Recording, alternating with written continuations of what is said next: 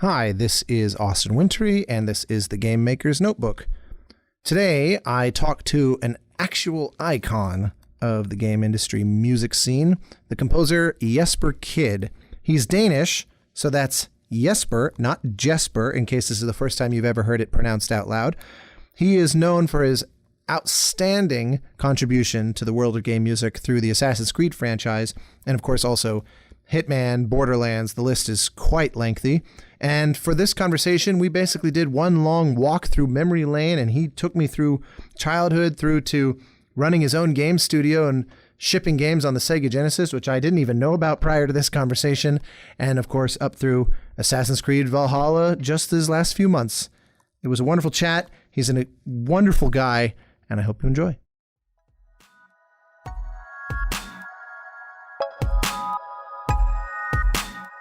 Welcome to the Game Maker's Notebook, a podcast featuring a series of in-depth one-on-one conversations between game makers providing a thoughtful, intimate perspective on the business and craft of interactive entertainment.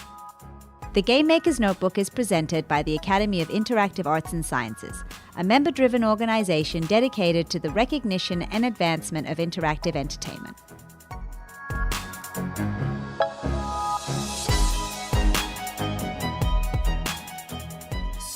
Today is especially unique because for the last year we've been doing these remotely, and today it's the most egregiously hilarious to be doing remotely when I think you are just out of a good solid frisbee throws range away from me right now. So it feels especially sad to be recording this not face to face, as we are in the hopefully tail end of the apocalypse. But as if that weren't enough, my illustrious guest today was also born on this day. And so we have of course, I guess by the time this is published, that will not hold true anymore, but we'll pretend that your birthday is simultaneously right now and at the exact moment of all future listeners. So I say, welcome and happy birthday, Jesper Kyd. Hey, thank you. Great to be here. I'm glad to know that talking to me constitutes your ideal birthday plans. It's up there, man. It's way up there. Yeah, well, we'll see how much you regret that decision before too long. How are you doing? How are you holding up in the realm of the apocalypse in general? Do you have birthday plans? Give me a life update. Things are going pretty well. I've started writing a lot of music. Again, I took a little bit of a break there after Assassin's Creed Valhalla, and it feels really great to be back writing music. It's a surreal time, we live in. I have kids, and to see what they're going through is probably the most heartbreaking thing. As a composer, you're used to being isolated in a room, kind of by yourself all day, except when you go and record soloist or with an orchestra or choir, you do some traveling. But the majority of time, the vast majority, is definitely spent sitting alone in a room. So for me personally, I haven't had to adapt that much, but to see the effect it has on my family is really kind of heartbreaking. How old are your kids again? I got a 12 and a 15-year-old. So I assume they've been doing all remote school and, Zoom classes and that kind of thing. Yeah, remote school since March. And, my kid was supposed to start high school. Well, he did start high school, but he's doing high school in his room, which... Yeah, that's definitely not how it's supposed to be. No, and me growing up in Denmark... the only thing I really know about high school is what I've seen from the movies, and so. But I do know that everything builds up to this moment, high school, right? It's supposed to be like this big build up, and then he finally gets there, right? My son, and it's like, okay, he's in his room. I guess, you were expecting, like in Force Awakens, when Han Solo says it's all true, it's all true. You're expecting that the all true is, some combination of The Breakfast Club and Clueless and innumerable other mythical high school movies. Does that mean that the Denmark high school experience is wildly different from that? I would say so. So the school system is different. We stay in the same with the same class throughout the first like 9 or 10 years. So if you have the same class with kindergarten and you go all the way to 10th grade, that's 11 years with the same people, and you don't change students when you go into different classes either. It's always those 20 people or so. When I grew up, it was about 20, and so you spend like 11 years with those people, and there's a lot of the same teachers as well. Goes through the whole school years. So That's mind blowing. I it had is. no idea that must mean that that group of 20 are either lifelong friends or you are eager to never see each other again by the time you finish. In hindsight, it's a very surreal way of doing things, and I do think that the way the system works over here, you come out of it a much more social creature. Uh, there's this conception that Americans are very outgoing, and it's something that we always experience in Europe. When you meet Americans, they're not shy, they're always outgoing, they're always like very talkative and this, and I actually think it could have something to do with the school system in that you're always socializing with new people, you're always in new classes, you're always it seems like you're always changing school every 2 3 years. I do think that has a lot to do you know with that thing. I mean, I can't really explain it any other way. No, that I've I, never thought about that actually, but it's an interesting point. That's for sure. yeah, I can't. It's hard for me to wrap my brain. I guess as different as my childhood was, would be equally difficult for you to imagine because they're so polar opposites in that way. Does that mean that you like how big would the total school be in which this class of 20 is a part? What's the kind of the Right. next circle outward look like in terms of size? So my school was about 1,200 kids. Okay, well at least that because I was trying to wrap my brain around what the scale would be because, for example, the high school that I went to was 4,000 students, Right. and the class sizes were probably similar to what you're describing, but every 45 minutes it's a total reshuffle, and so you end up exposed to hundreds of people at any given day. Yeah. So the idea of being kind of sealed in with a group, it's almost like these are your family for the next decade. I hope you like them. Yes. It's quite the that's quite the thing. Well, so then I'm probably going to end up bouncing all around because there's just so much I want to get to. Your career is truly illustrious, but I'd like to kind of tiptoe towards it a bit.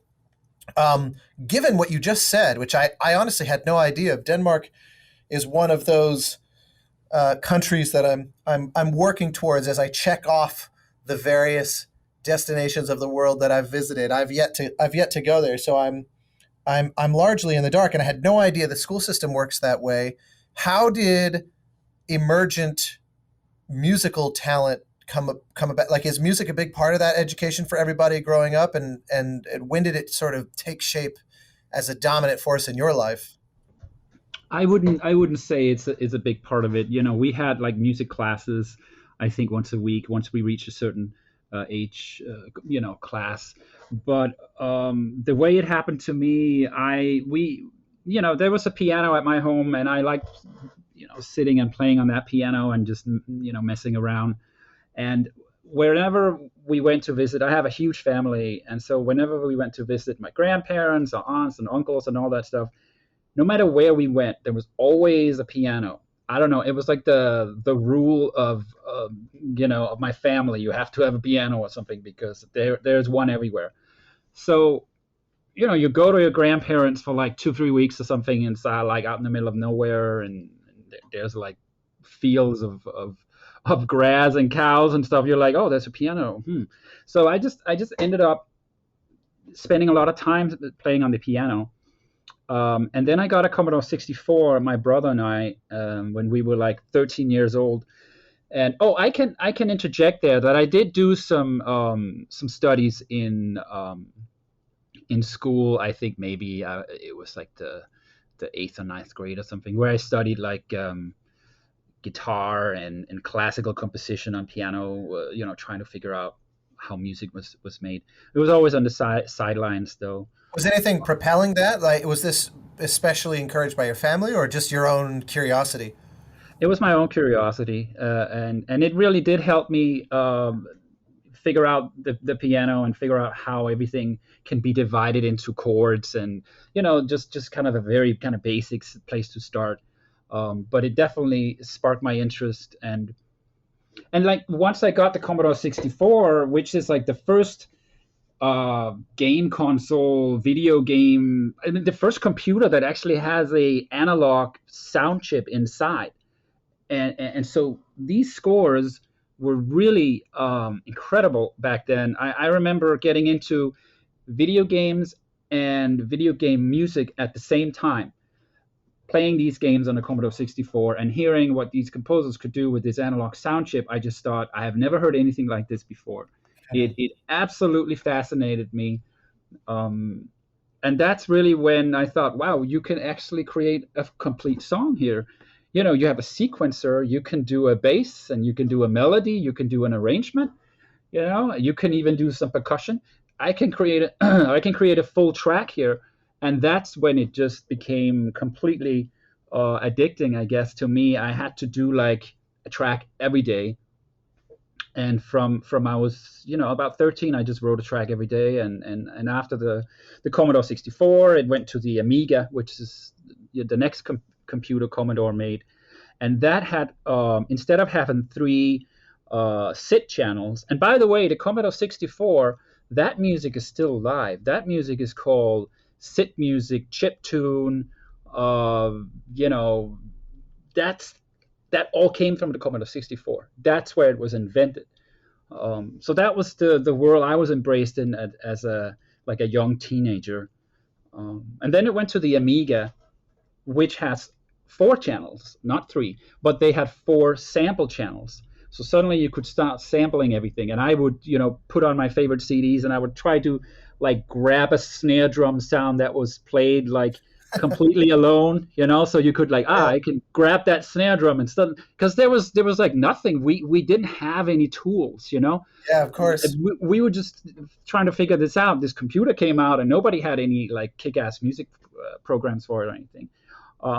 So once that really started, a program which was the first tracker, and a tracker is a special way of making music, which is a place where you put the notes in with your keyboard, and then it kind of scrolls the screen, and you can see the notes hit where it hits in real time.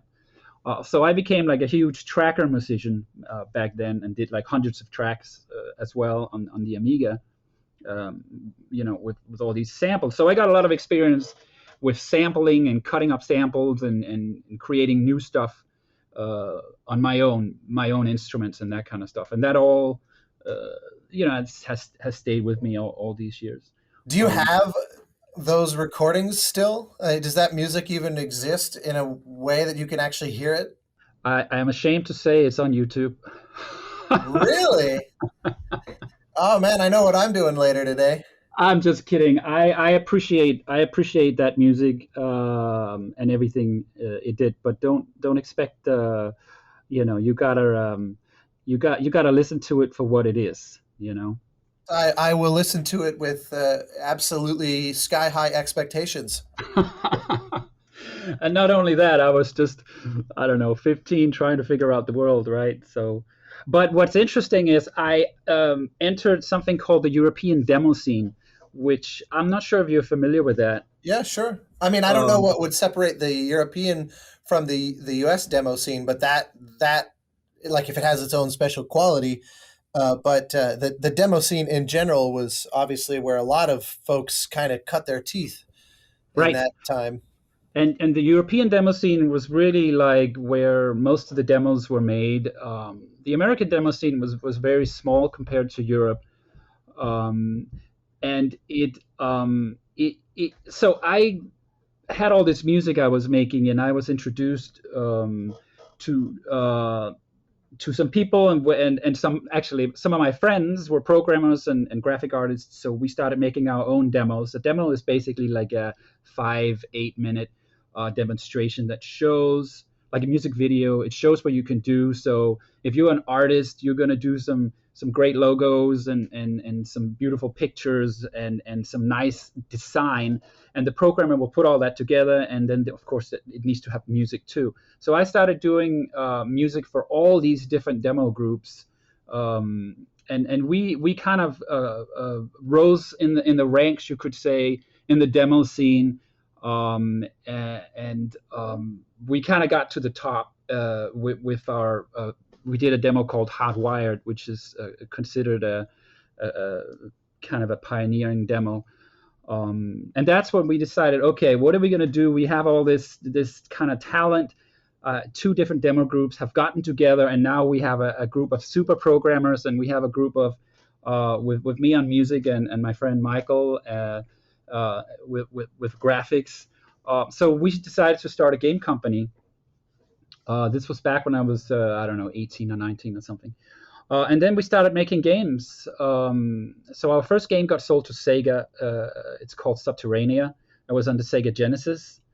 And so we moved from Copenhagen to Boston. Now in Copenhagen, it was awesome. We had gotten paid for our first game, and to us it was like so much money. So we got like this huge apartment in the middle of Copenhagen in like 3 levels, and there was always like at least like 18 or 20 people in there, and it was like a giant party, you know. That's what we left behind, and then we went to Boston and started making more games.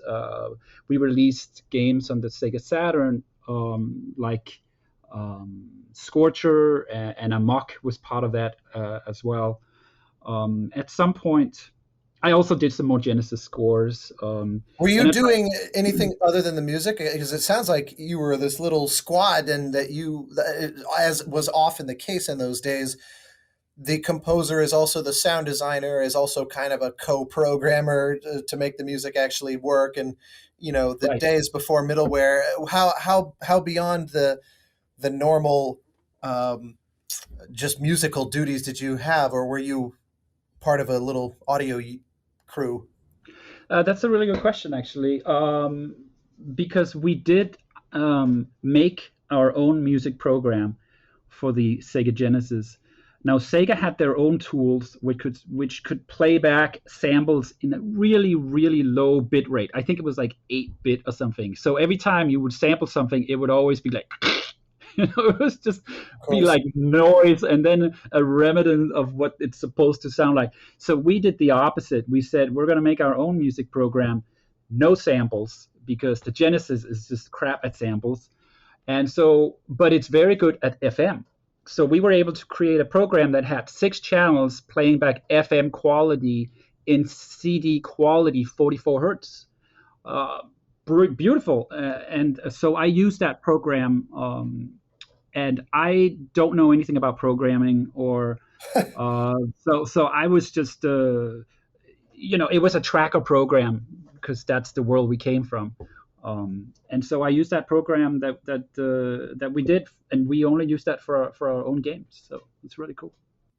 How did you manage to escape being a programmer? Because that's such a sort of classic feature of composers at that time, when there just was so little by way of what we would call middleware now, or even just the tools themselves. Right. So that's actually an interesting story. So on the Commodore 64, there were some programs that had been officially released, like Electro Sound, I remember, was one program my dad bought.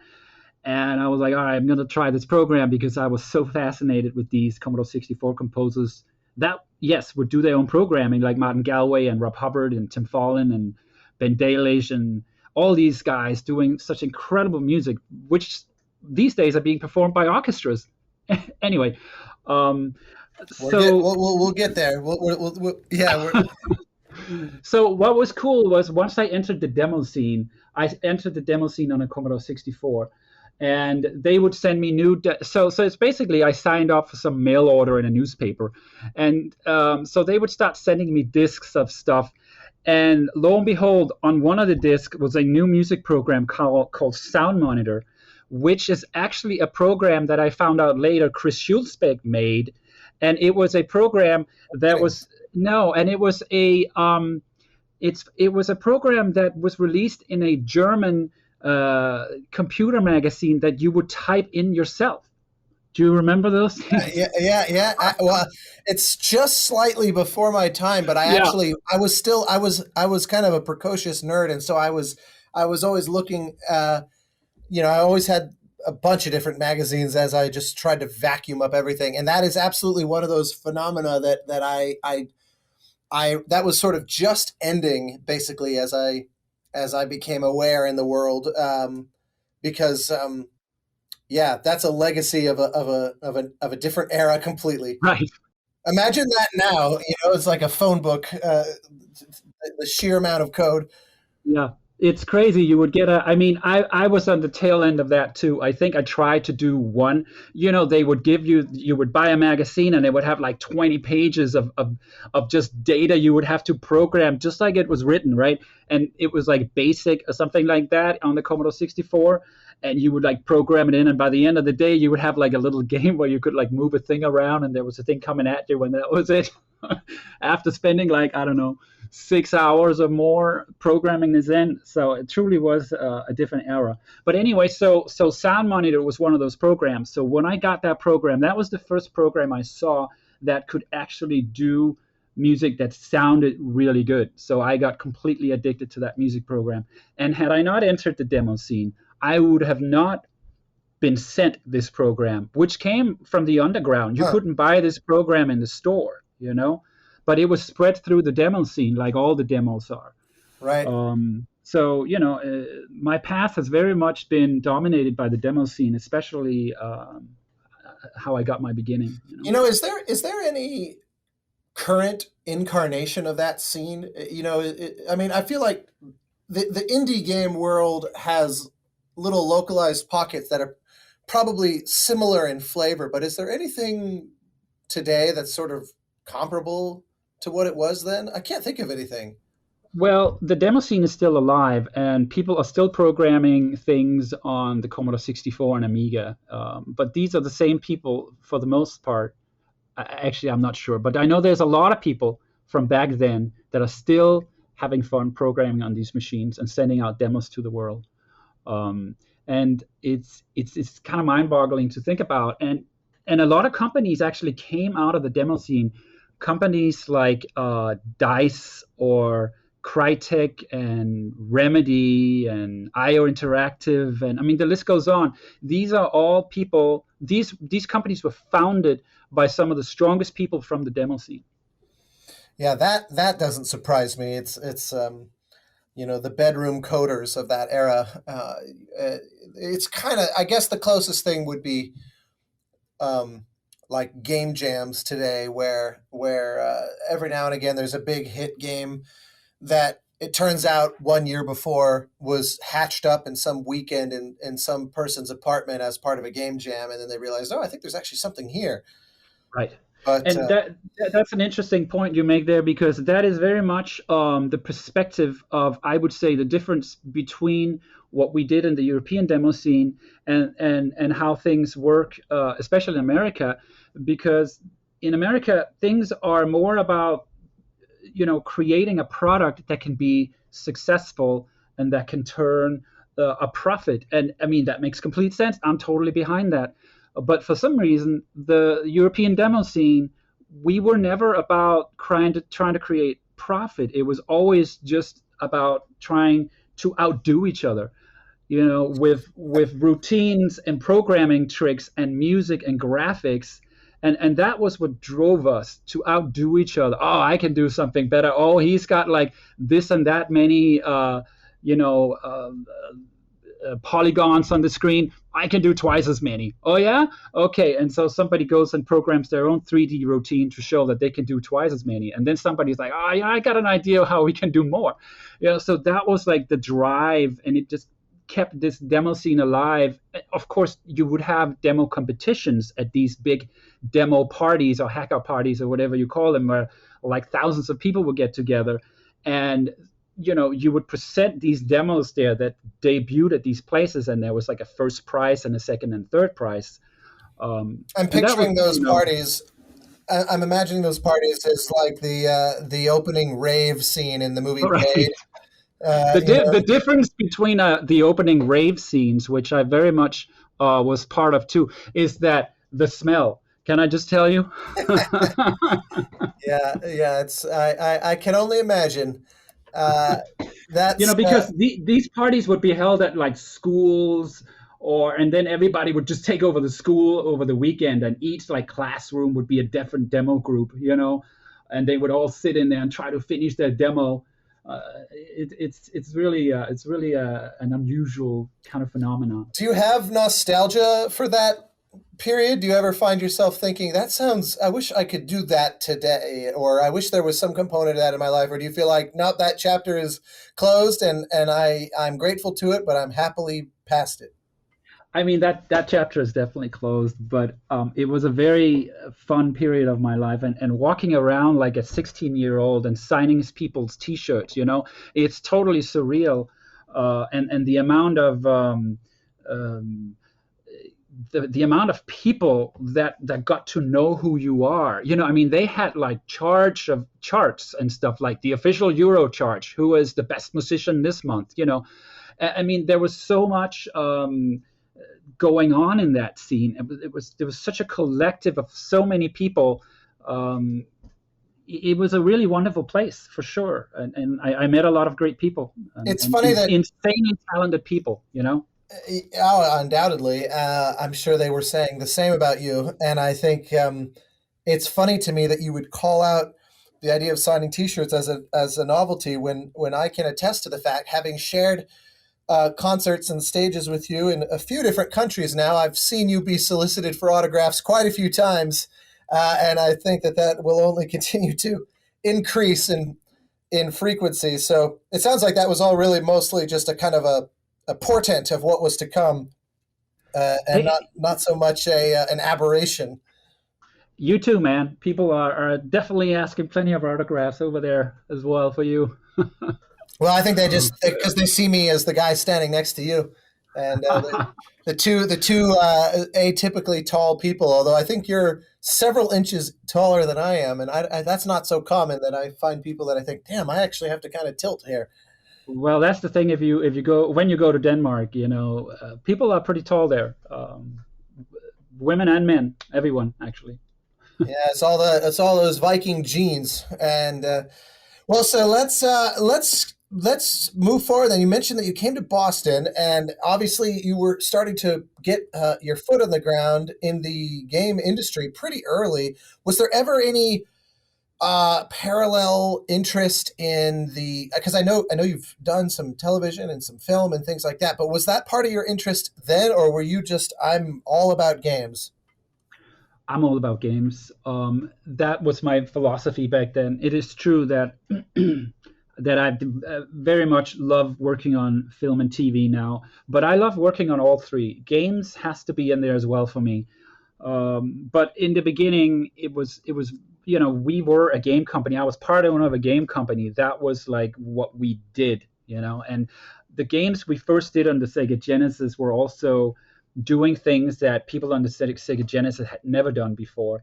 We even had full motion video running on the Genesis. If you play Red Zone, it has full motion video in it. Nobody had done that before.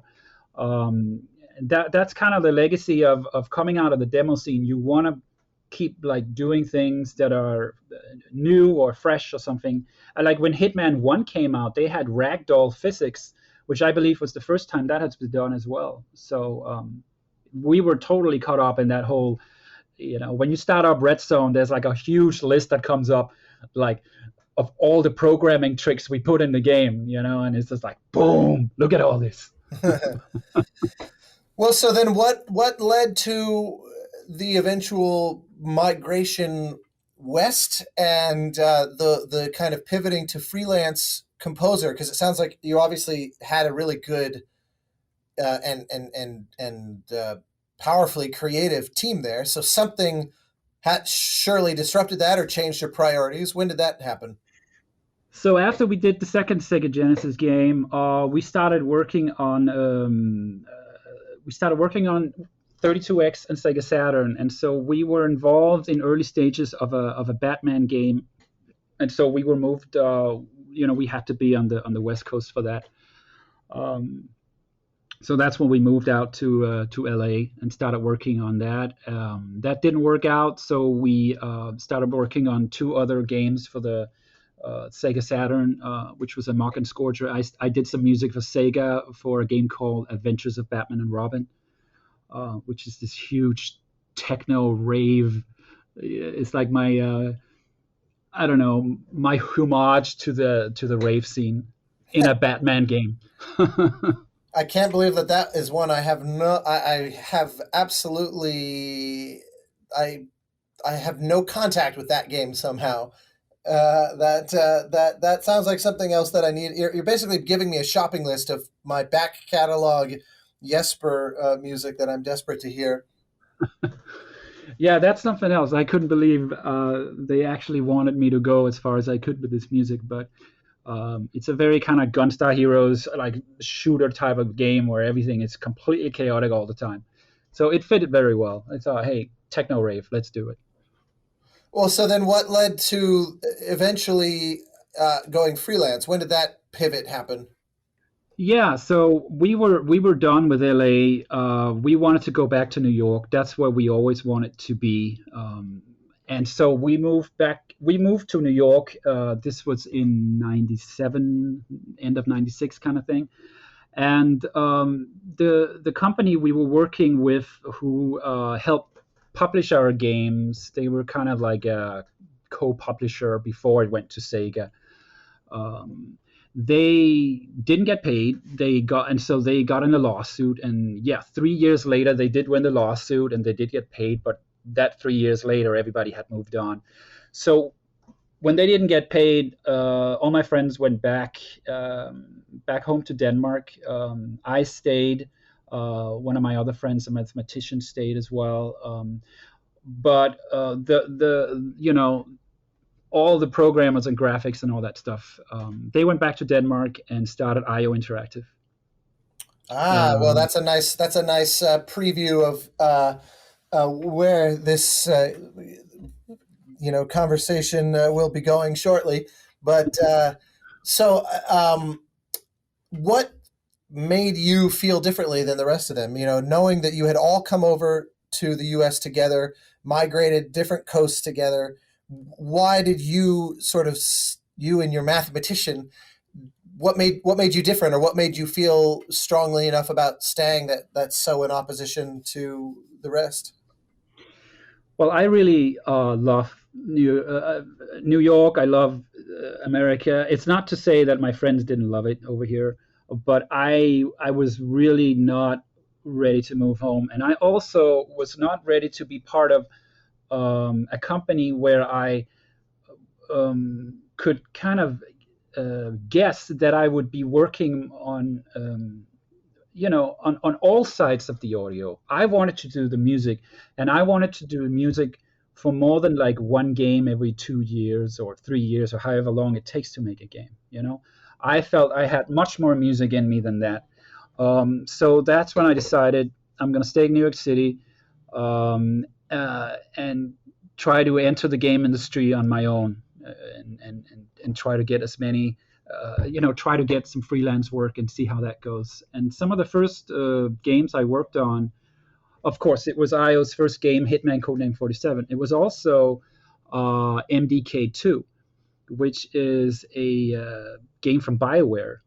And as well, I worked with Shiny Entertainment, Interplay, a game called Messiah. So those three games came out, and suddenly I was kind of a person who had some music in some pretty big games. I had no idea you worked on MDK. The That's second one. Well, yeah, sure. That franchise, I should say. Um, That's so funny. That's one of those that has come up in conversation recently, sort of randomly, and I never it occurs to me I didn't even bother to check to see who had scored it, um, and it's certainly worth, I guess, turning our attention to IO now. Um, walk us through just that initial uh, the initial conversations and the initial sort of process, and what was your impression of it? And because it's worth framing that one of maybe the most recent time we saw each other was in Poland when there was a whole concert dedicated to your music with Hitman prominently featured. So here we are, what, 10, how many years later, 15 years later or something like that, and the music from that game is still of such importance to people that they're literally filling auditoriums for people to come hear it be played. So I'm always curious about what's the initial impression on the behalf of the creators, who are often not quite aware that they're about to make something that's essentially a classic in the making. Right. So Hitman 2 By the way, I'm is. glad that you have. I worded all of that so poorly that I'm really glad that you have any idea what I'm asking. I think I know what you're getting at, and it's actually an interesting story, because Hitman 2, I did not, come up with the idea of an orchestral score for that game. That came from the CEO of IO Interactive, János Flosser, and he used to be involved with the symphonic scene in Hungary. He's Hungarian, and so he came to me and he's like, Jesper, for the second Hitman, we're doing the Budapest Symphony Orchestra and the Hungarian Radio Choir. And mind you, up until that point, I was still like writing like rave music for games and electronic music for games. Was that your first time period dabbling with orchestral palette? It was. I had no idea what I was getting into. I did not know anything about orchestral music. It had just not been on my radar. I had been very focused on evolving my own instruments and my sampling and electronic music, and just how do I keep making that better. That was my world. If you listen to MDK2, I mean that's an insane rave soundtrack that I wrote. And it has some orchestral music in it from another composer, and so we blended our styles together. But some of the tracks are pure rave music. I mean, the 303 is screaming in that one. So I just dove into that world and just completely lost myself for a couple of years in that world, and came out with the soundtrack for Hitman 2. And it was really surreal. You go to Hungary, and there's like 89 people in the orchestra, and all these people in the recording booth, and then we do the choir with 60 people. I was so overwhelmed, and at the same time, the Danish National Radio was there, filming, and it was just like, what happened? But I was completely awestruck, and that's when my I would say it definitely changed me, and I was open to that world of symphonic writing, and I knew right away I want to do more of this kind of music, and I want to do more symphonic music. I had completely opened my head up to all this stuff. How did you even figure out how to get into it? Because for those unaware, just the sheer process of preparing scores and parts, and the sheet music, and the preparing for the sessions and recording in Pro Tools, and like all the prep work that goes in. If you haven't done it before, you don't even know all the steps that are needed.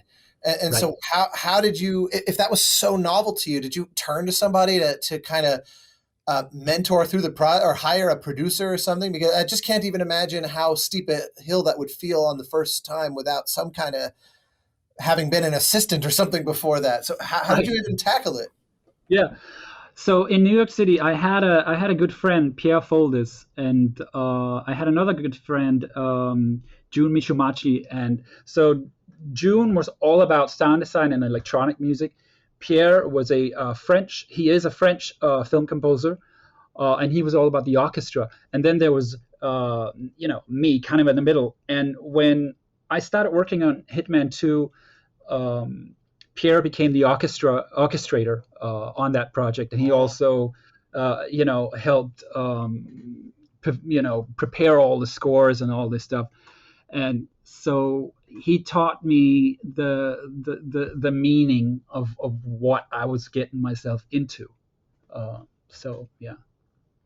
do you sometimes when people kind of dip their toes into the world of the orchestra in particular, the the kind of novelty of it sometimes kind of breeds strange choices. Do you? Because now obviously you've I've worked with the orchestra a bunch of times since then.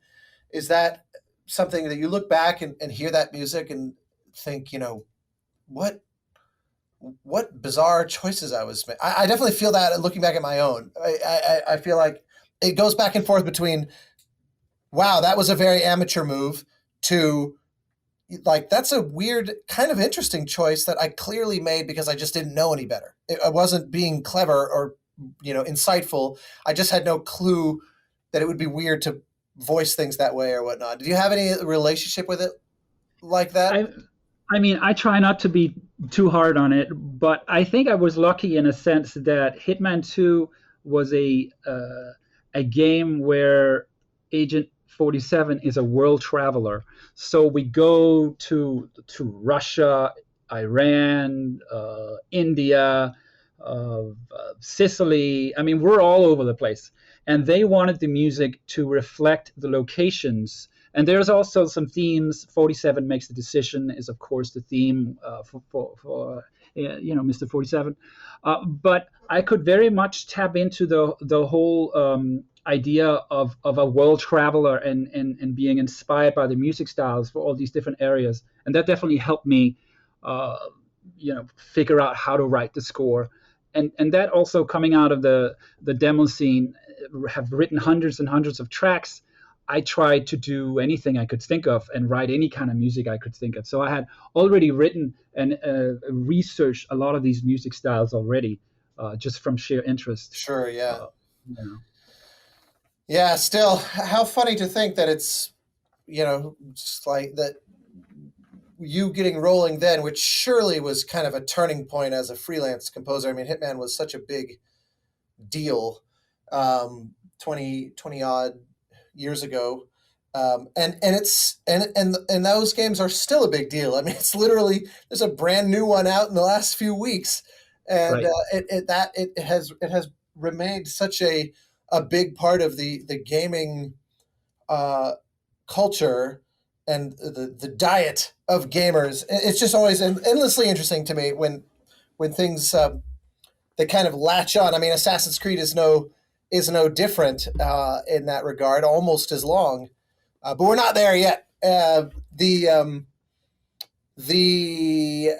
there was something I was going to ask you. Oh, it was. I guess I'm just not done unpacking this idea of the relationship with older music, because it's one of those that you obviously also have this in the form of Ezio's Family, where it's a good, quote, problem to have when something follows you around forever, Right. because people tend to love it. But I find that it is such a common thing amongst composers that we feel, you know, a kind of mixed relationship, I guess, with these pieces, because you think, if I'd had any knowledge that this would be something that gets so much notice, I might have approached it differently, for better or worse. And because I just can't stop thinking about the fact that we were sitting there in Poland listening to this music that was, a couple of decades old, and surely not written imagining that would ever be happening all those years later.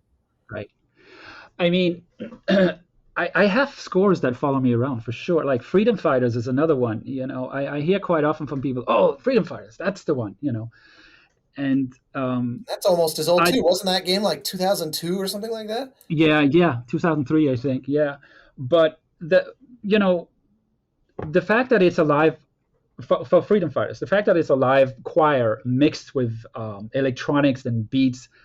When I hear that, I know that my beat production these days are, of course, better, but I hear something different when I listen to it, and I just kind of hear like a raw kind of a energy coming out from it. And it's clearly beats made with drum machines, whereas today I would use a lot of additional processing and stuff.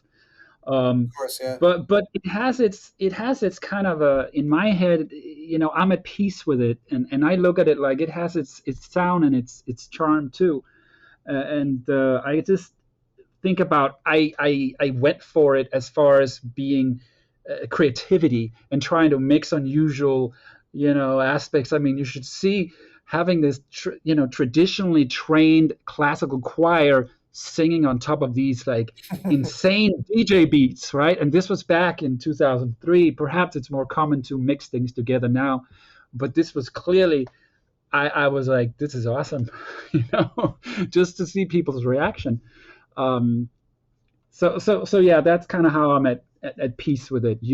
It's a good thing to have that perspective, because it means that I keep trying to improve myself. And if I look back and uh, I would have done things differently, well, that means I'm still trying to get better as a composer. So that's how you should feel, if you're always trying to improve yourself. Of course, absolutely. Have you ever gone back and like Freedom Force is actually a pretty good example, or Freedom Fighters? I mean, have you ever gone back, especially recently, and heard some of that older stuff and thought, I should dust off some of that old gear. Or I should see if I could recreate that particular sound because that was good and that's more inspiring to me than some Omnisphere patch, that kind of thing. Like, do you ever find yourself trying to delve back into those older wells? On with Freedom Fighters, no, for sure. It's like a timepiece for me. It just sits there, and it has a little bit of that sound that was happening back then. Um, but I don't know. I mean, I like to, you know, as much as I can, create my own instruments. It's not that I do, that I do it always. Sometimes you end up using patches from here or there, but and so I feel very much that those sounds are connected to Freedom Fighters, and so pulling those out and reusing them again, I don't know. Yeah. That doesn't feel right. No, I get that. To me, that would be like uh, reusing a melody that because you like how it sounds, but it really belongs to the thing that it was originally conceived for, and so yeah, it would be a And strange. what blows me away is like when you think about how fans of this music have probably heard this music more than we ever heard it making it, and so they will probably pick up on things if we try to do something like that. And we might not even it's just a sound I used before, but like imagine, I mean, if it was like one of Vangelis's albums or some, his early work or something, I mean, I would have like, yeah, any little thing, I would be like, yeah, I've heard that album 500 times. Don't mess with that. Yeah, no, it's true. Uh, well, so then it was only a few years after that, then that you had this wonderful coming together with Ubisoft, which has cast a very long shadow for all of us fellow composers.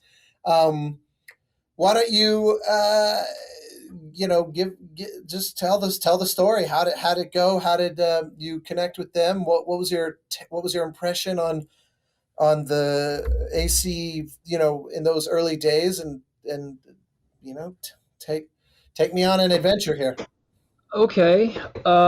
So I later found out that Patrice Desilets was a fan of Hitman, and Hitman Contracts, Hitman Blood Money, these games. So that could have been why he was interested in working with me.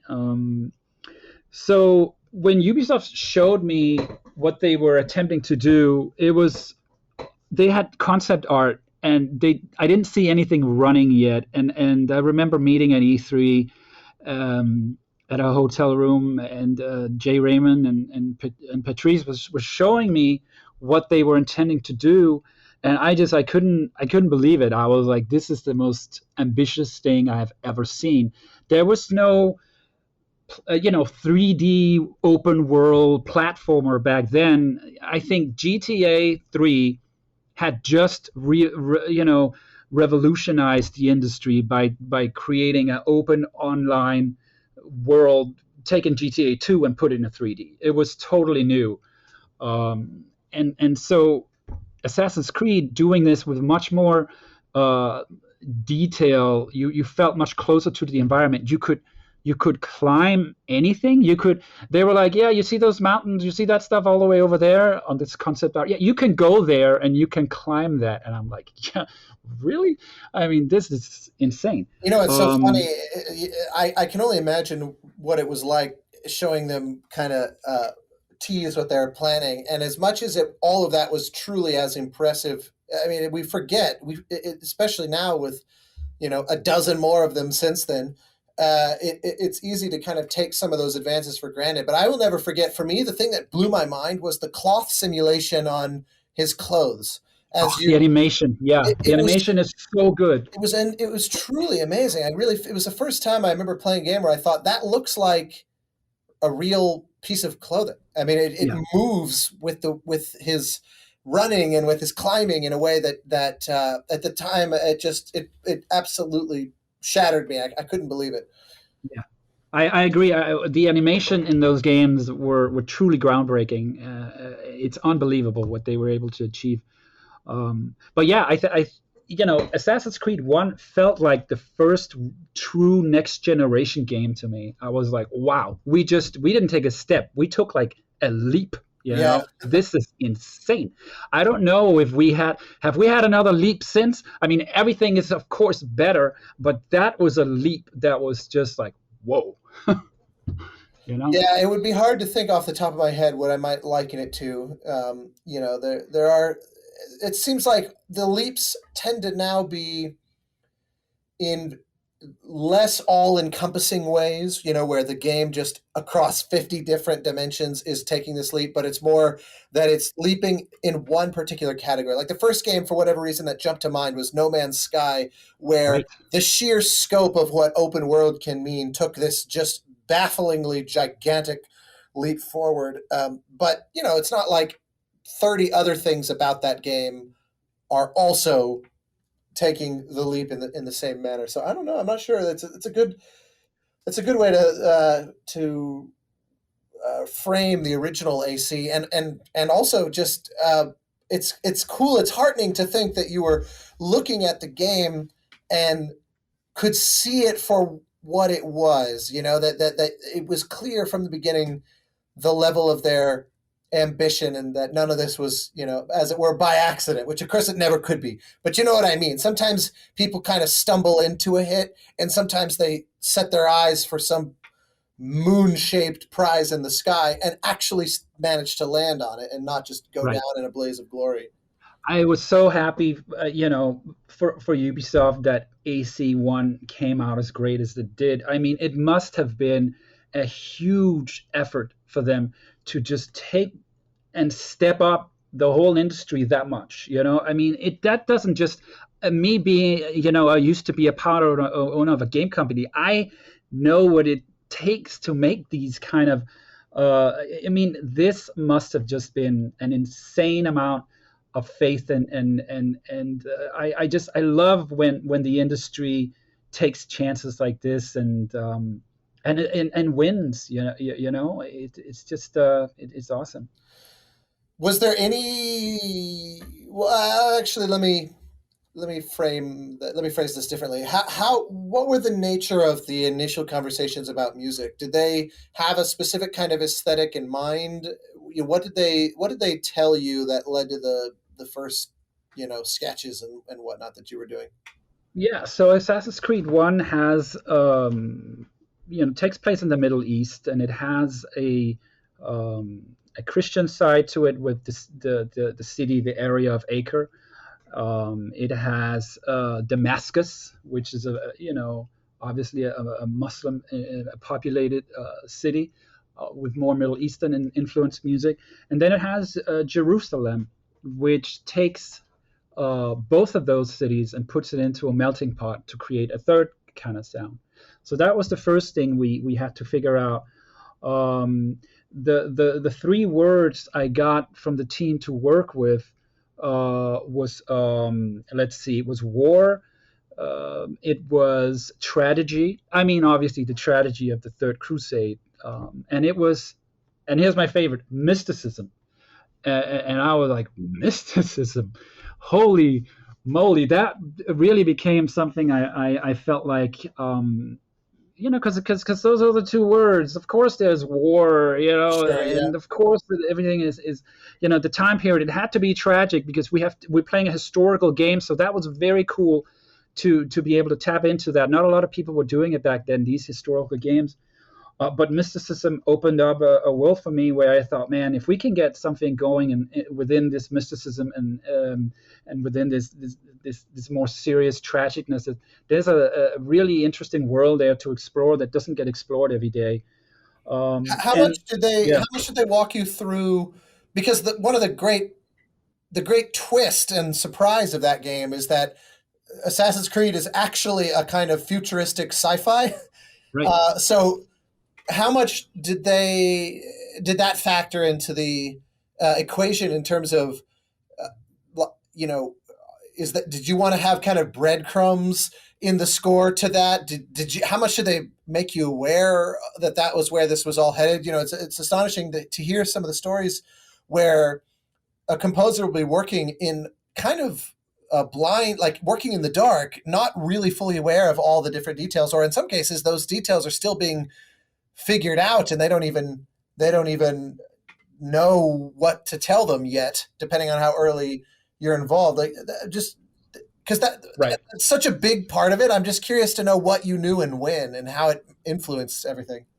I mean, they did send me a lot of videos, so I did get to see the game in motion. It was just the very beginning was more concept art stages, but so I did get a pretty good look at the game. But it's true, the game was changing as it was being made because as a brand new game and such an innovative game, people didn't really know it was still being shaped. And as far as the animus, the team very much wanted to remind the player that you were playing in a simulation. So we were thinking a lot about um, how do we remind the game player of that.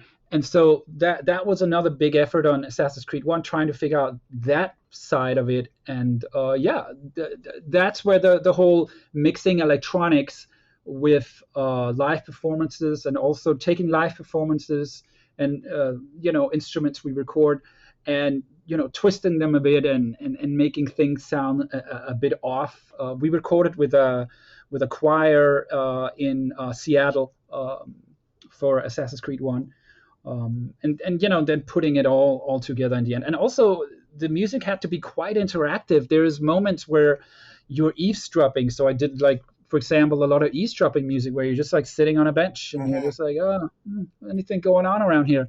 And then you see something suspicious, you're like, you get up, you start following somebody. Oh, okay, follow music. And then, oh, you're getting into some kind of light combat with this guy. Oh, you're running away. Oh, okay, we have something there too. um, there was so many things we were figuring out as far as this gameplay that was just, I mean, did you have any games about eavesdropping, and following? It just wasn't a big thing back then. But now when you play Assassin's Creed, it's like, of course you can follow someone. This is always part of the gameplay, right? Oh, yeah, But it yeah, was, yeah, very, very incredibly memorable mechanics. Disappearing anonymously into a crowd in order to hide from the guards chasing you and all that kind of stuff. And right. never mind how insanely memorable the whole leap of faith thing was. I mean, yeah, it's just loaded top to bottom. And but you bring up a good thread that I'd love to tease at, which is the notion of interactive music. Because I remember this is something you and I have talked about before in the context of Borderlands, and how particularly sort of densely designed their interactive system is. And I wanted to. I realized I didn't actually ask you about this in the context of these older games, and in particularly when you were running your own company. How big was interactive music as part of the scope of your work versus, here's music, so-called normal music that we're putting in the game? On the Sega Genesis, there was no interactive music. It was like the level is playing out. We have music for this level. That's basically it. On Hitman 1 is the first time I was involved with interactive music. That was a absolute nightmare. It was a music program from Microsoft called Direct Music, the very first version of this program, and it looks like a database program. I mean, it is not like the creative sequences cue-based logic we work with now, which is great for creativity and gets your ideas out instantly. It was like a database program. So I was like, there is no way in hell I'm going to be writing music with this thing. It is so uninspiring. I had to make all the music in the studio and then try to conform it into that program. And so, of course, once it's in that program, you can do music changes on the fly without any kind of loading or any kind of pause, and it goes on the beat and it's perfect. So the interactiveness of Hitman 1 is actually quite good. It's an older game, so obviously it's a bit limited. But compared to Hitman 2, I don't believe we did anything like as interactive of that. I think we had kind of had enough with Hitman 1. I mean, we were doing beautiful orchestral performances, so I don't know, putting those into little short passages to do stuff interactively, it didn't really enter our minds. We were trying to create these big beautiful set pieces. Yeah, of course. And how about as the time has gone by, how would you kind of summarize your relationship to interactive music? Some composers, like I spoke a few months ago on here with the French composer Olivier de Rivière, who he and I have in common that it's kind of our obsession. But then there's plenty of others for whom it is an interesting subject, but it's not their primary driver, and they certainly manage to write really great scores without that being a priority for them. How do you kind of figure in that spectrum, just from a personal passion or curiosity perspective? Well, I think my passion there depends on the amount of involvement I can have on the music system. You know what I mean? Like if you are creating a game and we need something really innovative and really interactive, and I can come up with ideas of how to present the music and how we can make this, like you turn this key and then this thing starts, and then if you do this, the reverb does this. When you can do really interesting things and you have programmers that are assigned to help you out with this stuff and there's a priority on it, then I'm very interested in it. I implemented the music for Freedom Fighters and Hitman 2, Hitman Blood Money, very, very closely with IO Interactive. As close as basically I told them what my ideas were for the music, and for the most part, it was all implemented that way. Don't play the music here, don't play it that many times, only play a little bit over here, do this and that. So I very much have an interest in that. But I do see the other side as well when you are presented with a music system and you're like, this is our music system, this is what it does, and we need you to conform your music to work on that. And sometimes you're like, well, I like to write, if we're exploring right now, I like to write like 2-3 minutes music worth of exploring. But if you want the music system to indicate that now you're walking, now you're sitting, now you saw something up there, now if it becomes that, then it can become kind of tedious, because that's like the system starts to take over the musicality of it. And yes, perhaps it becomes a really fluent experience, but I feel the magic is kind of disappearing. It's that it's the viewpoint I have on film music. Like, I am of the viewpoint that film music should be noticed. When I watched Blade Runner, how can anybody watch that movie and say I didn't notice the music? You know, Yeah. it's impossible. It's such a big part of the world. It's world building with the music, right? It creates this huge, vast, believable world. Other times you're like, yeah, you didn't notice the music in the film, and some people say, hey, you know, if you don't notice it, that means it's perfect. And so I don't know. I can see both. You know, I understand if you have a big action sequence, you don't want the music to get in the way, you know. But I very much think music is there. If we can create something that's noticed, it's if it's done carefully in the right way, it's only going to deepen the experience more, you know. Yeah, So obviously that's one of those questions that comes down to the specifics of the filmmaker yes, or the game designer. You know, I think of, like you mentioned, an action sequence, and my mind immediately went to Inception, where, you know, Nolan practically pulls the sound, all the non-score gets pulled out, so that it's basically just visuals and music in even in the midst of some of these huge action sequences. And then yeah, you have the extreme opposite of a classic like Bullet, where the famous iconic car chase has no score at all. Like, let's right. just listen to the engine of the, you know, the engine sounds, that sort of thing. And I so mean, I've worked with directors who is like, yeah, here's some reference music, and it's like a film, and all the soundtrack is just basically like a drone sound. It's like, you know, I like that kind of stuff, and you're like, I'm like, yeah, I it's don't always know, man. disappointing. Yeah, I know exactly what you mean. Every now and again, a score like that is sort of stealthily brilliant, like genuinely catches you by surprise, and you go, wow, I Right, actually can't imagine it any other way. But more often than not, it seems to be coming from a fear to commit hard to a choice. Uh, right. and And so it does fit that movie that he showed me, but what makes him think it fits his movie? And it's like I totally don't think it does, you know. yeah, So absolutely. anyway, you Well, know, so going back to AC then, knowing, I guess I'm also curious, just given how iconic it turned out to be, very much including its music.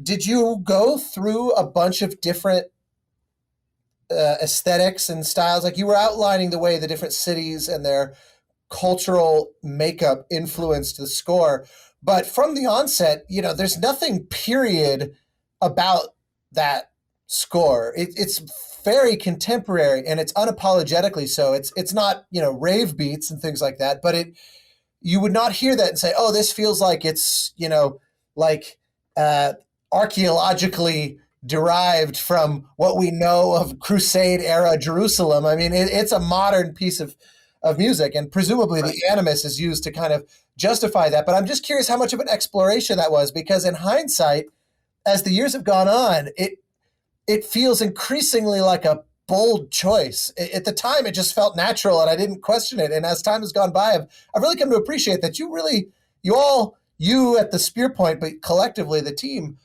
really took a chance on that. Right. I mean, I think it helps that you have pieces of music like "City of Jerusalem" or "Flight Through Jerusalem," which what I was attempting to capture with that music was the, you know, the tragic, but also the spirituality of the period. Like, people, it's not that people aren't spiritual now. I mean, but back then people were just like really spiritual, right? It was a huge part of their life, and the church was everything. Um, but I think capturing that spirituality in the music immediately resonated with the game and the team. And when you are running across rooftops, there is some music that, I mean, it's not rave music, but it definitely throws on futuristic beats and gets, you know, more and more intense. On the soundtrack, that's the cue, Access the Animus. It's like a 10-minute cue full of beats, right? Mm-hmm. And that's what Patrice really, he was like, we need something very modern for this sequence. And I was kind of thrilled, because it goes against what you're watching so much. And I love that kind of stuff where you're counteracting with what's going on, you know. And so yeah, especially when you're running across rooftops. That's where the team's feeling was that the Animus is being pushed to the limit, and you can even see the screen starting to tear a little bit and getting like noise thrown in, and the music is suddenly this like really kind of atmospheric techno music. That was very much the what they wanted, but also the freedom I got to really push things. Was there ever a period where you thought, I'm not sure if this is going to work? This is too strange for a period game. Like, was there ever any doubt, or did it just seemed right? Yeah, I remember we recorded so I recorded some a lot of ethnic instruments, and we had this professor of ethnic music, and we were in a session with him, and so we did some really like realistic folk music kind of performances with the rhythms and all the different flutes and everything. And I remember putting like this really intense sound design, very like evil stuff on top, and just like having that play. I don't know if we got to use that, but that was definitely what like two totally different cues, ideas, and different. It even had like polyrhythms going on. You're just trying to like be as crazy as you Yeah, can. it sounds amazing. Yeah. So you're just continuing to add to the list of things that I need to hear. So that didn't make it in. I think it's on a. I think it's out there as a bonus track or something somewhere. It's a shame because only about I think, what is it, 40 minutes of music got released, and I think I wrote about 3 hours of music from that score. But of course, you play the game, it's all in there. But the soundtrack was only, I think, I forget now, 10 tracks or something. But have they not done a retrospective kind of expanded edition or something? I seem to remember a few years ago there was kind of a big box set of AC music that was multiple games all packaged together. Yeah, those were all the regular versions of the scores. I think that was what something else was putting out when they started putting out all the different right. I see. Yeah. soundtrack releases. Well, I remember on the second game, when the first one came out was right at around the time, or somewhere around there, was shortly after I had moved to LA. And so I was kind of learning the who's who in town. And of course, I was also a gamer. And I distinctly remember a couple of years later seeing photos of you and, I think a group of strings recording at Capitol Right. for the second one. And I remember at the time, that was one of the first times I had ever seen photos of a game recording at Capitol. And as history would reveal, it was not a very long-lived window of time recording game scores in Los Angeles. What happened there in terms of coming in to do the sequel? Was it one of those just, I guess, to be expected? All right, how do we kind of raise the bar on what we did, or walk through how you approached tackling the sequel differently? Yeah, they were definitely wanted to raise the bar on the second one, and we did a union session at Capitol, which was amazing. I when I first saw footage from Assassin's Creed 2, it was so unusual. The team would show me these lighting tests they have done, and I just immediately was like, whoa, this is so romantic. And they were like, showing me all these romantic settings and with this mood lighting and at night and these festivals. And I was thinking to myself, I need to go write a really atmospheric score because this is what they're looking at as an inspiration for the game. So that was very much my starting point. And then, of course, the Renaissance as well, trying to figure out how to do some music there that they didn't want me to go and do anything that felt realistic to the time period. They wanted me to be inspired by the Renaissance, but to bring it up to date with like a modern take or something. So this became the philosophy, and then of course mixing it with synthesizers and musical sound design and all that. Was that established from the onset, or did you have any early experiments on blending in Renaissance-y kind of things? That was from the beginning. They wanted a Renaissance score, but updated to I see. 2009 whenever it was standards. Yeah, so there's no garbage bin full of a bunch of like shawms and old woodwinds and things like that. Not in this one. Yeah, that's the imagination fantasizes all the same. Well, so obviously the big thing to come out of that was Ezio's family, which has become the Jesper anthem, and for composers, myself included, who have had the opportunity to dip our toes in the AC world since then, it's basically always the first conversation. Okay, what do you want me to do with Ezio's family? What? I'm sorry, man. Are you kidding? It lives in my conscience forever, and I think it's hilarious that on Syndicate I wrote something in the neighborhood of 3.5 hours of score, and I think that my take on Ezio's family, which kind of blends it with the Syndicate theme, is far and away the most popular track from that score. So basically, I'm just riding your coattails and happily dancing in your shadow. That's a great take on that cue, though. Well, it was a lot of fun. That whole score was. It was actually funny because I said to them, "How much How much are you looking for me to kind of channel what exists prior, particularly with what Jesper did as the foundation for this whole franchise?" And they said, actually, we'd like to conscientiously be really different, except that we do want to have one big, strong homage somewhere. And they didn't know where. And it was like, well, what if it's the menu? So, because it couldn't really find anywhere that it made sense in the game, particularly since Syndicate really heavily de-emphasized all the modern day Animus stuff, and it only showed up in a few cutscenes. And we also made the choice to not score any of those cutscenes. So 100% of the score was for the Victorian era London stuff. And so that it was like, okay, well, where do we put in Ezio's families? Well, the natural thought is either credits or the menu. And so that gave me an excuse to kind of blend that palette in a way that would have not really made sense in the context of the score, just given the parameters that they were telling me to play with. So anyway, I have Right. I have no experience of something like that. Hearing composer after composer do this rendition on my tune. I mean, what has that experience been like for you over the years? When at some point, obviously, Ubisoft started hiring sort of a succession of different composers on these games, but everybody had this task of tackling. Just walk me through. What's been your reaction to that? Do you ever? Well, I'll just leave it open-ended. What has been your reaction to that? Right. I mean, I'm hugely honored that they're using this cue, and of course, it was written, for Ezio, hence, Ezio's family. But it's always super interesting to hear these different takes on it, and I'm honored Ubisoft is using it. It's great also to go on YouTube and see how many remixes the fans have made. Yeah.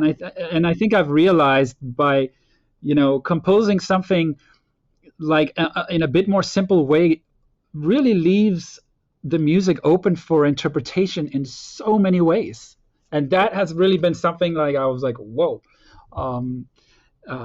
But yeah, I mean, what can I say? It's been amazing to see the life it has had outside of Assassin's Creed 2. When I listen to it now, I think more about the sacrifice of the assassins and what they have to go through, and how it affects their family and their friends. The secretive nature of being an assassin.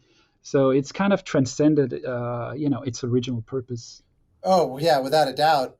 I remember a few months ago when the marketing was all revving up on Valhalla, which obviously, for context, that was your triumphant return to Assassin's Creed after the better part of a decade, if I'm not mistaken. First off, just what was that like returning to this old friend?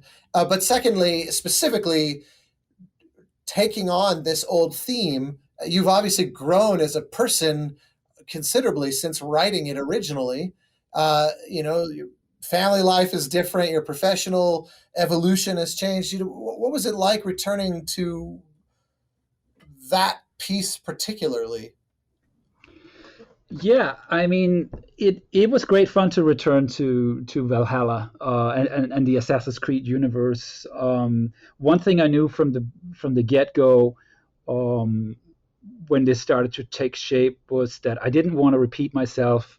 I had, yeah, I wanted to do something new, and the Valhalla um, time period really lent itself well to that.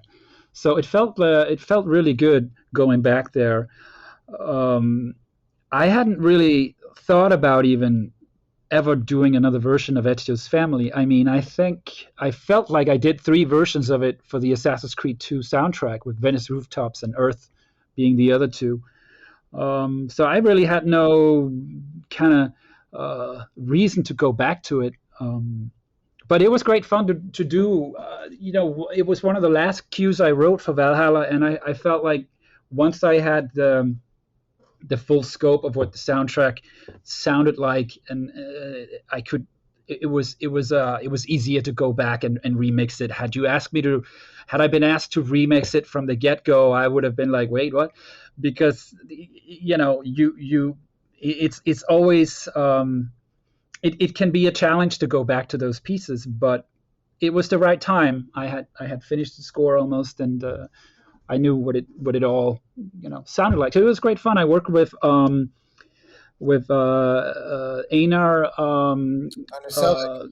Yeah, Einar Selvig on that. That was great. He lent his voice to it. He's absolutely amazing.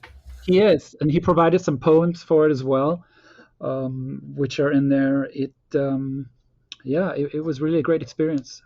It is my understanding that you and Sarah worked pretty independently from one another, and so I'm curious what defined your role versus hers, how much that was established from the beginning, all of that.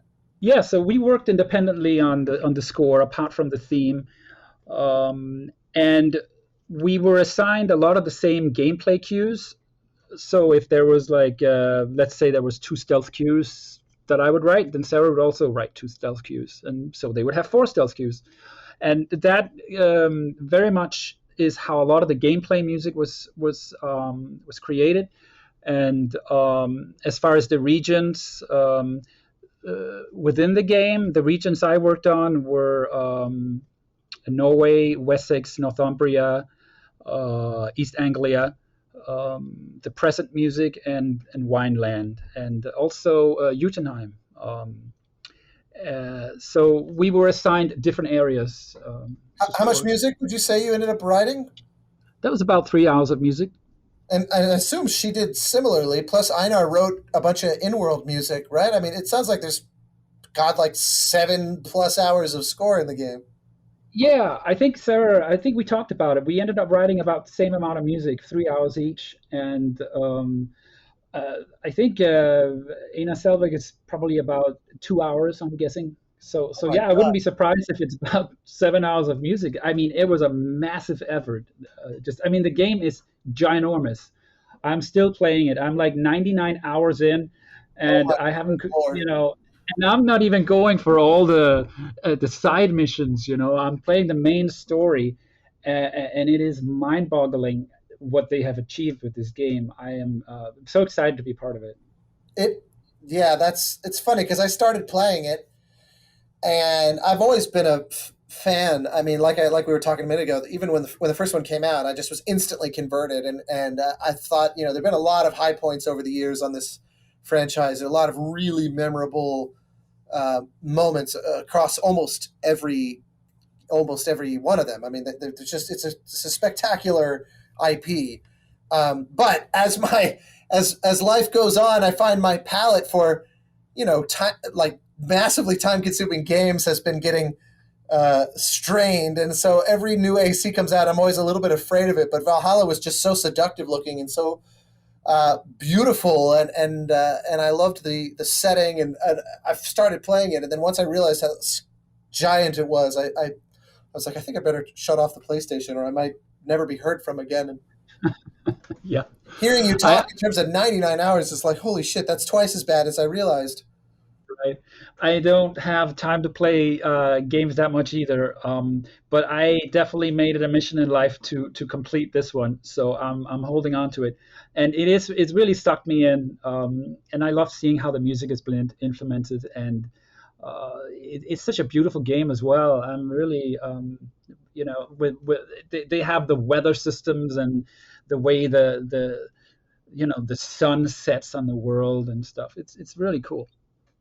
Well, it is a truly, there aren't a lot of composers, even among the very successful in this business, who are so consistently celebrated for such an iconic contribution. But your attachment to that franchise is one of those. It would be like, you know, when inevitably there's a new, I mean, it's already happened a little bit, but a new Star Wars film without John Williams, there's some contingent of the audience who will just not be interested on that basis. And I know that that is the case with you and AC. I remember getting those messages of saying, with all due respect, like I can't tell you how many tweets I read that were something along the lines of, look, Journey's cool, but with Syndicate, I mean, if it's not Jesper, I'm sorry, I'm just pass.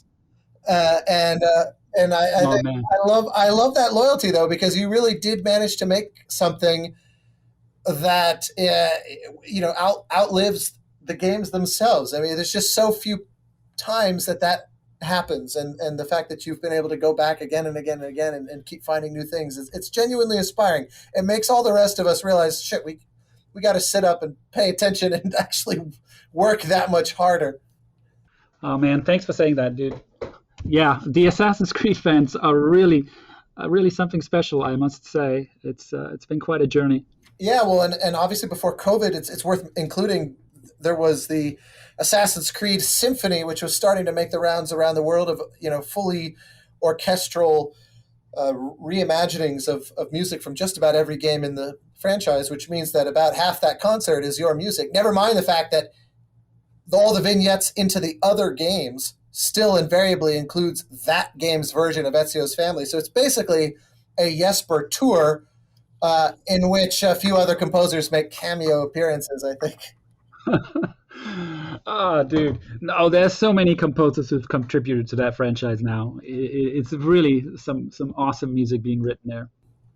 Well, I certainly don't take for granted my own gratitude at having been able to be a small part of it. But I don't want to use up endless amounts of your time. But obviously we didn't even touch on Borderlands, which is an equally gigantic part of the industry, and you have a truly a huge contribution to that, and on and on. I've actually, funny enough, recently been playing.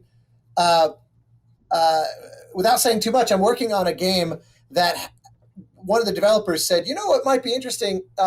You should check out Vermintide 2. And that might prove to be something that would be good to check out. And I started playing it, having no idea that you scored it. And then I was playing, I was like, ooh, this is cool. And then the first time this one particular thing happened in the game where, basically this just giant flood of rats and horrible things would come charging at me. There was this very distinctive cue that consistently would trigger each time. And I remember thinking, I got to look this up. And of course, pull up Spotify and laugh like, oh, of course it is.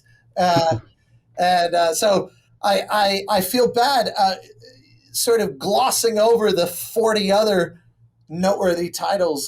But as we wrap up here, I'm just curious, there aren't a lot of composers that have been in the business as long as you have, and you've really been able to witness, just even talking about the demo scene days and then the actual, for lack of a better way to put it, the hardware synthesis era of this industry, wherein music was being written directly to the chipset on which the game is also being rendered, through to today, and recording live orchestras and of course, dusting off the old analog synths and going to orchestral concerts of this music. You've been able to witness quite a lot, but I'm curious, just what is your take on how things have changed, and what is what do you find yourself looking forward towards, if that's not too vague of a question?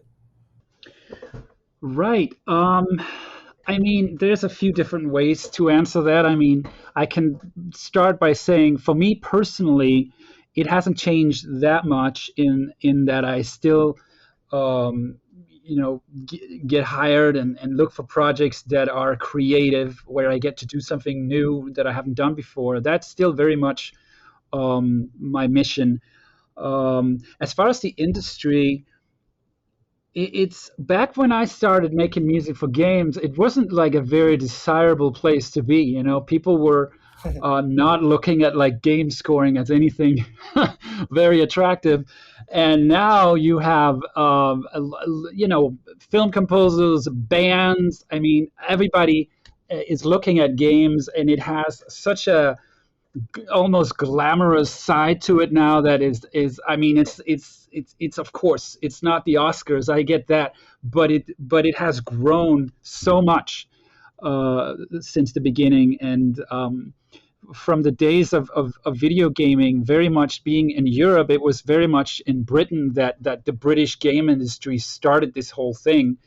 And of course, over on the US side, it was more about the consoles from Nintendo and Sega. But the whole thing has come together now into this vast, ginormously powerful, thing that outdoes music and film. It is unbelievable to think about. And now we have people going to the concert house, right? These Yeah, exactly. beautiful, beautiful opera houses that, very glamorous places, and they're playing video game music. It's wonderful. Is there any, as I imagine happens, a lot of us get younger composers asking us for advice or tips and that sort of thing. Is there anything that you find yourself consistently suggesting the younger folks do? Well, I can only speak to my experience and what worked for me. And what's worked for me is to always be true to myself. And that does take, it takes work, and it takes a certain kind of knowing yourselfness that you have to be aware of. And I'm sure you're fully aware of this, because as composers, we spend so much time with ourselves, right? It's like when you're out and about in an office or something, you're spending time with coworkers, but we spend so much time alone that we have to, and so much is being asked of us all the time. You have to perform every day. And if you go into the office and you're not feeling great, you can kind of still, get through it. But you go to the studio, you're not feeling great. You're going to write you're going to make some people unhappy with some crappy music. So there's so much pressure, and you have to really get to know yourself. And that's another thing. I mean, of course, that comes with age and experience, but I'm sure you can probably relate to this. Oh It's yeah, of course, absolutely. The fact that you have to kind of be on all the time is something I think a lot of folks don't realize when they're first getting started. yeah, There aren't like it is helpful that as freelancers, often the lack of 9 to 5 means that if you have a bad day, you can usually afford to, you know, chalk that day up to whatever was going on and toss it out and not be out of time. But not always, which means that you yeah. really have to have methods in place to ensure that you can stay on it, you know, and that you can actually deliver. And that goes to one of my points as well, that you shouldn't be too hard on yourself, because you're still, if you're a new composer, you're still learning, and it takes time to learn how to not be so hard on yourself. I mean, I still write music that I don't like or that gets rejected, and you just have to be able to get over it very quickly, and don't sit and think about that. Whether you like the piece, sit and think about, oh, how great you thought that piece was. How dare they, right? You cannot think about, that's not a helpful way to think. Or you can't do the opposite and think this music is terrible. How can I ever make it?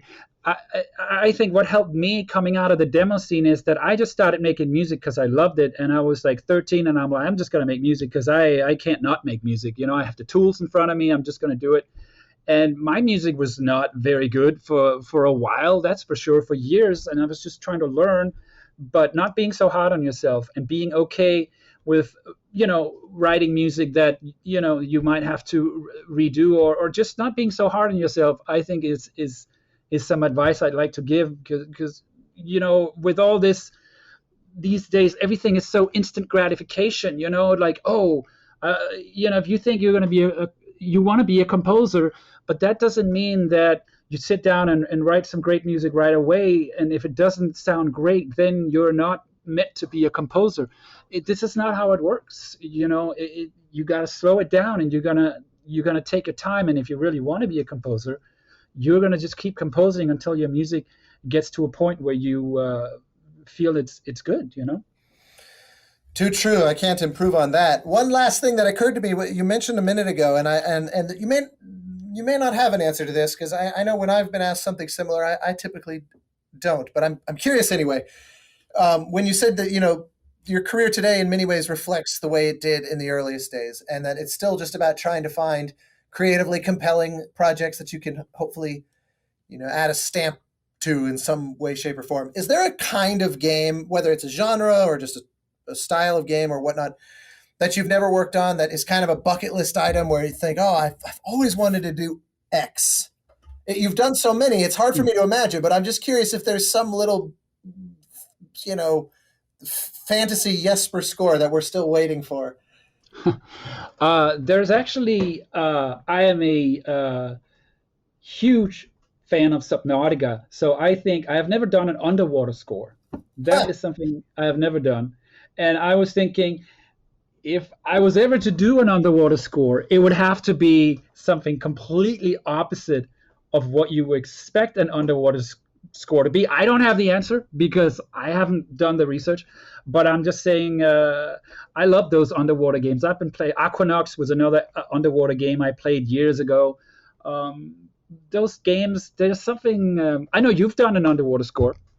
Yeah, I was going to say I have a little experience on this one, and it was amazing. Part of what I loved about that experience on Abzu was that the game was aware. And I should say it's funny that you say how much you love underwater games, because the joke was always every underwater level in games that are otherwise not underwater is always the least favorite. It's always the one that everyone goes, oh God, like in a Mario game, the underwater level is always just the cursed, horrible, everybody hates it. It's like escort missions in shooters. They're just always the worst. And so it's really funny to seek it out. But yeah, on Abzu, that was part of the conceit from the team, was where we were all too aware, and Giant Squid, they were all too aware that most people have a very fraught relationship with this whole concept. And so the idea was, can we make something that's really sort of flowing and beautiful and relaxing, and or when it's exciting, it's exciting, but even in a meditative sort of way. And the goal, of course, with the music was to try to find the same thing, that it doesn't channel the intrinsic scariness that a lot of people feel about the underwater. And there's like I've spent a lot of time scuba diving, for example, and a lot of people assume it's very claustrophobic. And for me, it was always the opposite. I said it's the closest I imagine I'll ever feel to what it's like to fly. It couldn't have been more opposite of claustrophobic. Right. But I get why people go to that. Just the notion of being so dependent on your gear and looking at the world through those goggles and all the rest. But right. Well, that's good to know. That's not remotely an answer I was expecting. I love that you had such a specific take. So the next when they make like the Jules Verne Assassin's Creed, that's the journey to the bottom of the ocean version, you'll be right on deck. And if they offer it to me, I will say respectfully I decline, because there's only one composer who I think can tackle this, and you know him already. Right. I think they already went to Atlantis and Odyssey, right? But that's definitely. Oh, you're right. I never made it. It's funny. That was one of those that I played like probably 15 hours, and then I realized, oh my God, I think I've done 1% of the game, and I had to move on with my life begrudgingly.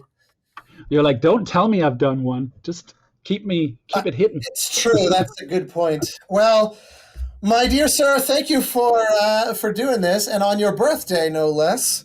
Of course, you're welcome. It is an absolute pleasure. As I said, it is it is a privilege as well, given your status in this industry and all that you've done to kind of elevate the art and craft of it. I think for the fact that we can both marvel at the fact that concerts, orchestral concerts, or never mind even orchestral, DJ sets and bands, video game music enjoys quite a lot of popular presence in the mainstream audiences. And I think that your work is a big part of what has pushed it there and made people realize that this is not just the beeps and boops of old. Of course, I think you and I would also be quick to defend the artistic integrity of that music too. But Right. but you know what I mean. I think we all collectively owe you a debt, and so it's wonderful to finally have you here on this show to walk us through how you've built this empire. Okay, man. Well, thank you so much. It is my absolute pleasure, and see you again soon, hopefully in person. All right. Thanks, dude. Thanks for having me.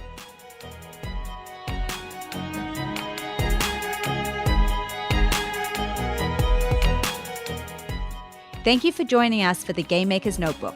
For more information on the Academy of Interactive Arts and Sciences, our podcasts, and our other initiatives, please visit www.interactive.org.